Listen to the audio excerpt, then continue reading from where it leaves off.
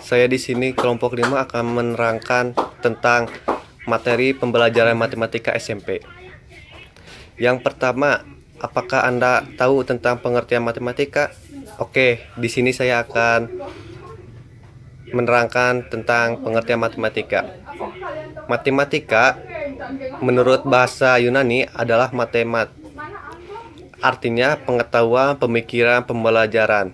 Maksudnya di sini adalah ilmu yang mempelajari hal-hal seperti struktur, perubahan, besaran, pecahan, perkalian, dan pembagian. Berikut tokoh ilmuwan yang menemukan matematika yang kita pelajari sampai saat ini. Yang pertama, Abdul Qasim Masalamiah bin Ahmad al-Majrimi. Beliau seorang ilmuwan, astronom, akiawan, matematikawan, serta seorang ulama Arab yang lahir dari Al-Andalus, sekarang menjadi kota Madrid, Spanyol. Beliau menuliskan sebuah risalah matematika yang berjudul Al-Mutakamallah. Dalam risalah ini beliau menjelaskan mengenai penerapan penjualan dari penjaka, penggunaan aljabar, operasi geometri, dan ilmu penghitungan. Yang kedua, Muhammad Jabir Ibn Sina Abu Abdullah.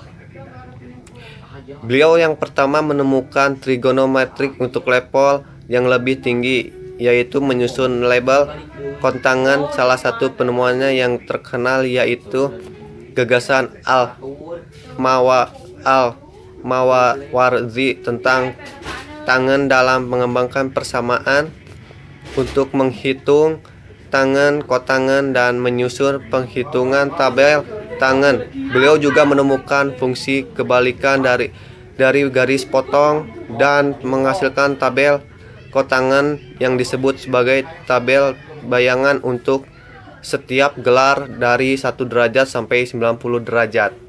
Kita masuk ke materi matematika SMP kurikulum 2013. Pada segmen sekolah menengah pertama, secara garis besar membahas pada 4 bidang, yaitu yang pertama bilangan, yang kedua aljabar, yang ketiga geometri dan pengukuran, dan yang keempat statistika dan peluang. Dari 4 ruang lingkup di atas dapat diuraikan pada setiap jenjang kelas sebagai berikut. Yang pertama, materi kelas 7 semester 1 untuk SMP.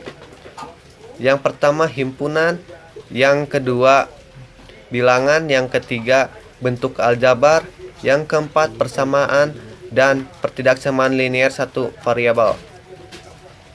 Materi matematika SMP kelas 7 semester 2. Yang pertama perbandingan, yang kedua aritmatika sosial, yang ketiga garis dan sudut, yang keempat segi 4 dan segitiga, yang kelima penyajian data. Sekian dari saya dan akan disambung oleh Teh Rawiyah. Terima kasih. Saya akan melanjutkan materi dari rekan saya.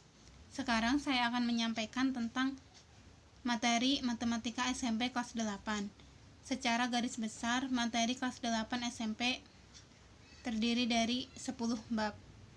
6 bab tersampaikan pada semester 1 serta 4 bab tersampaikan pada semester kedua. Semester 1 atau bab pertama dimulai dari pola bilangan. Di sana akan dijelaskan pola bilangan, pola konfigurasi objek. Di bab yang kedua, kita akan mempelajari tentang bidang kartesius. Di sana juga dijelaskan tentang koordinat suatu titik pada koordinat kartesius, posisi titik terhadap titik lain pada koordinat kartesius. Bab yang ketiga yaitu tentang relasi dan fungsi. Menyampaikan juga tentang ciri-ciri relasi dan fungsi, rumus fungsi, grafik fungsi. Bab yang keempat membahas tentang persamaan garis lurus. Di sana dibahas tentang kemiringan, persamaan garis lurus, titik potong garis, kedudukan dua garis. Bab yang kelima membahas tentang persamaan linear dua variabel. Di sana akan disampaikan tentang bagaimana cara menyelesaikan persamaan linier dua variabel, model dan sistem persamaan linier dua variabel. Bab yang selanjutnya yaitu teorema Pythagoras. Nah, di teorema Pythagoras kita akan belajar tentang hubungan antar panjang sisi pada segitiga siku-siku pemecahan masalah yang melibatkan Pythagoras. Di semester kedua, kita awali dengan bab lingkaran yang akan disampaikan tentang unsur-unsur lingkaran, panjang busur, luas juring, hubungan sudut pusat dengan sudut keliling, garis singgung persekutuan dalam dua lingkaran, garis singgung persekutuan luar dua lingkaran. Bab yang selanjutnya atau bab ke-8 membahas tentang bangun ruang sisi datar, yang membahas tentang kubus, balok, prisma, dan limas.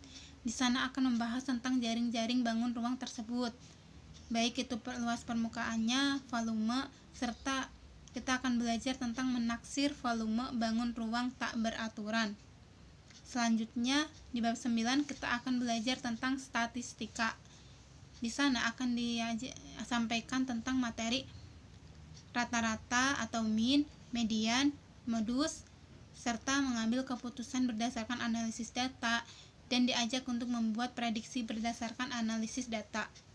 Di bab yang ke-10 atau terakhir di semester ke-2 kelas 8 yaitu membahas tentang materi peluang.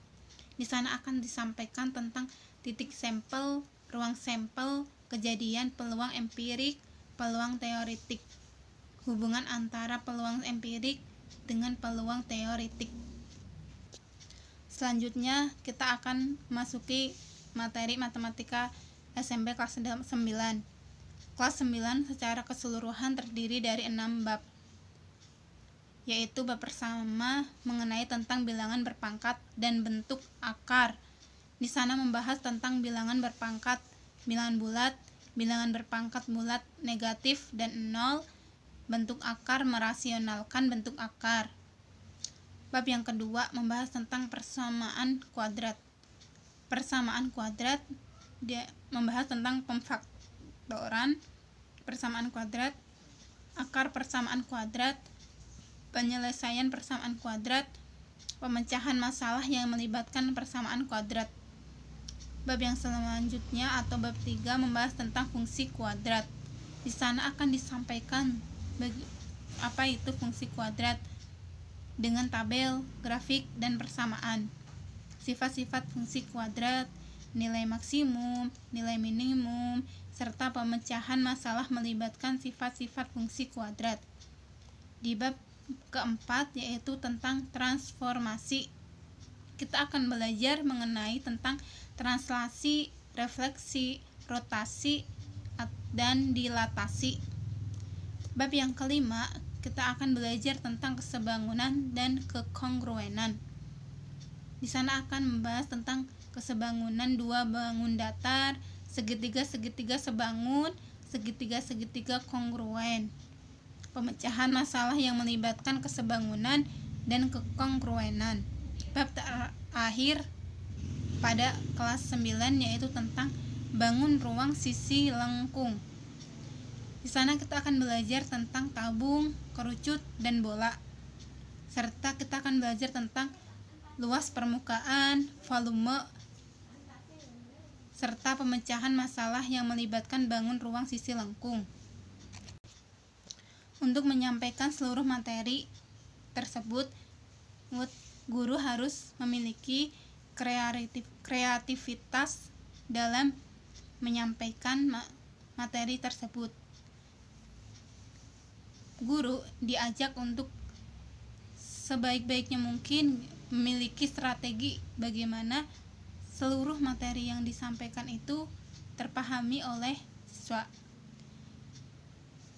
Di sini kita akan mengajak kepada guru-guru memiliki kemampuan menggunakan alat peraga sebagai alat bantu untuk semakin mempercepat pemahaman terhadap siswa.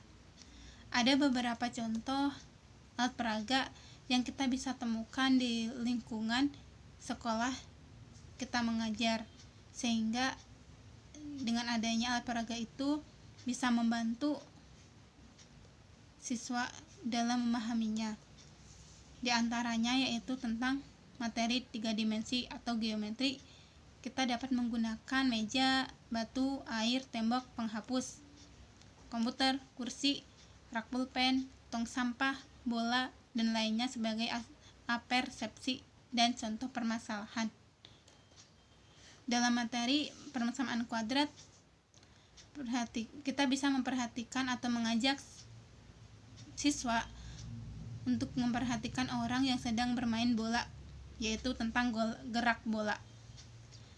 Materi sistem persamaan linier, simulasikan dalam bentuk drama jual beli atau wawancara guru tentang apa yang mereka beli dan membuat modelnya untuk menerka harga.